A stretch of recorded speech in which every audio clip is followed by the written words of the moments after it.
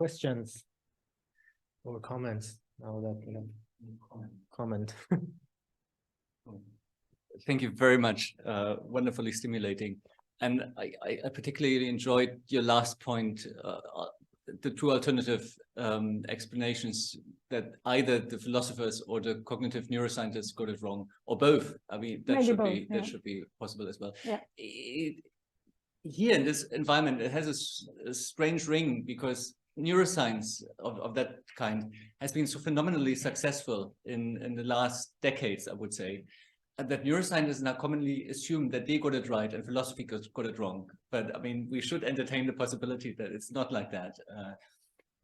In a day-to-day practical way, neuroscientists, just speaking from experience, don't bat an eyelid about these different explanations. So they change the level of explanation or the perspective of explanation, depending on what suits them or interests them. Or what gets them published.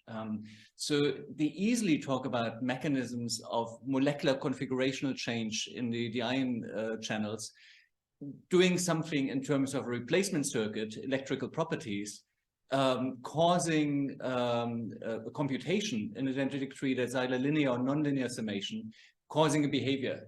And they really vary without too much thinking about that they're changing the perspective of explanation.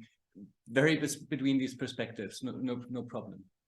But I think ultimately, when it boils down to thinking about the real mechanisms, they would always accept perturbation as the ultimate test of whether something is really a mechanism or not. So by taking something out, and taking something out can mean very different things depending on how you define your set initially. This goes back to what Matthew explained to us.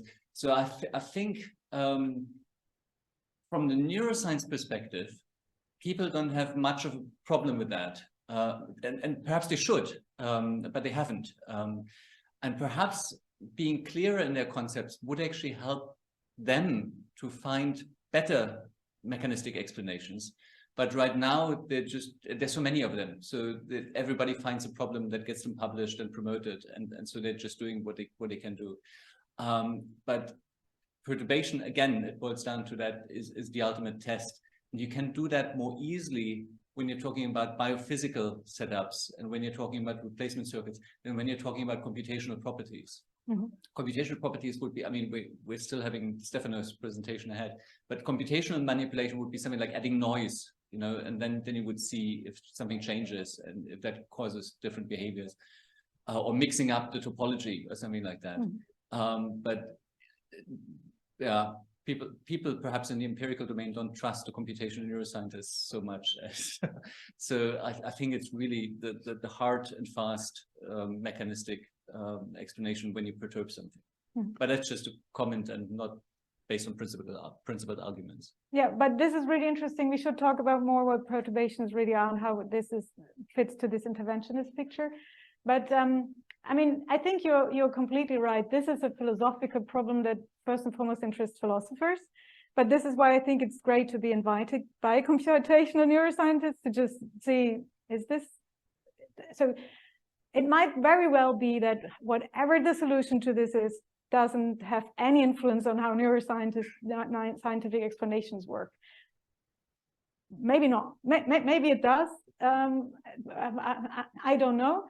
But the thing is that as scientists, so at least as philosophers, we think science is this perfectly unambiguous language that we are very specific on how we use our terms. But neuroscience really suffers from this when you look at what they mean by representation, maybe even by computation, that I don't know, but that it is just very, very unclear what they mean by this. And when you talk to cognitive neuroscientists, they even seem to have these dualistic ideas that there is some content in your head that is more, so they think covariance is just the empirical way of how you establish content.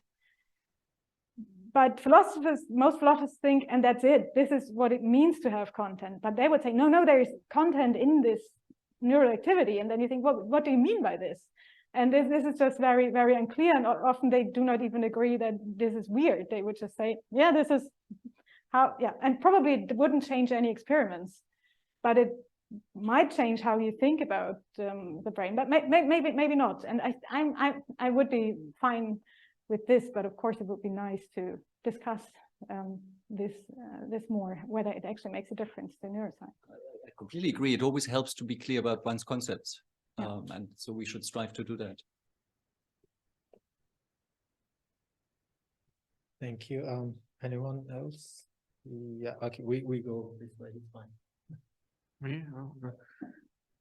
I apologize if this question maybe is not very intelligent. I mean, these are new concepts for me, so I mean, very interesting. But I wanted to understand if in this kind of conceptualization, the things that you describe as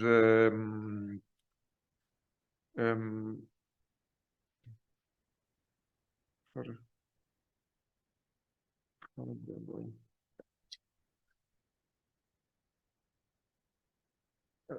Entities for the mechanistic explanation and as vehicles for the computational explanations.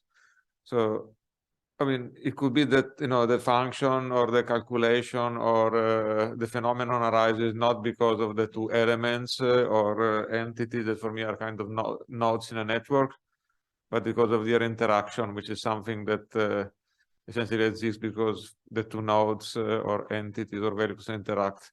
So would you define this interaction as an entity or a vehicle, or I mean, is in this conceptualization you have essentially nodes, individual things, and the emergent properties are really not mechanisms, interactions essentially? Yeah, maybe we should talk about this more later. But I mean, here these interactions are just causal interactions within a mechanism. But you talk about interactions between the system and something outside. I mean, the interactions within the mechanism. Mm-hmm. Are they also entities? No, they are here in the second point. This is organization. This is the causal organization. But there's some disagreement. So some people would say mentioning causal interaction here is actually redundant because interaction can also be considered as an activity of an entity. That was my question. Yeah, exactly. Very good, very good. And this is why I use these space-time worms, because there's a very underlying notion of causation here, which I haven't talked about. But sometimes mechanists use the picture where they have arrows between these things. So they would think that causal organization is something additionally. Okay. Yeah, Okay, yeah, thanks. good point.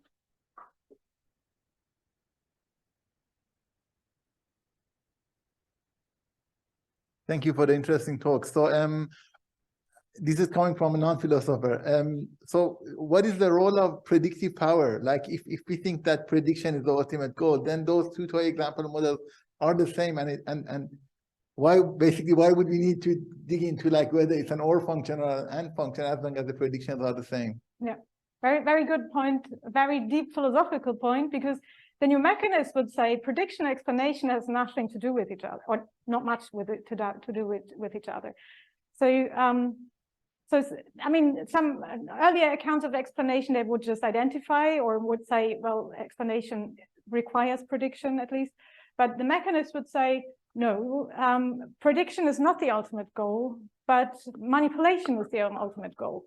Now, one would say, but how can you manipulate something if you cannot predict how to do that?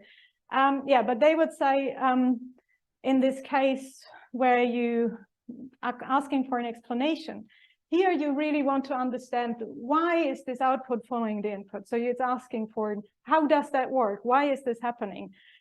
This is independent, of course, from saying, I don't care. I just want to predict which output is followed by which input. So these are just two different questions. And of course, you could just say, I don't care about this why question. But if you care about it, then you need to deal with this problem. Yeah. Okay. If there's nothing else, then we can continue with Jan's presentation. But then, yeah.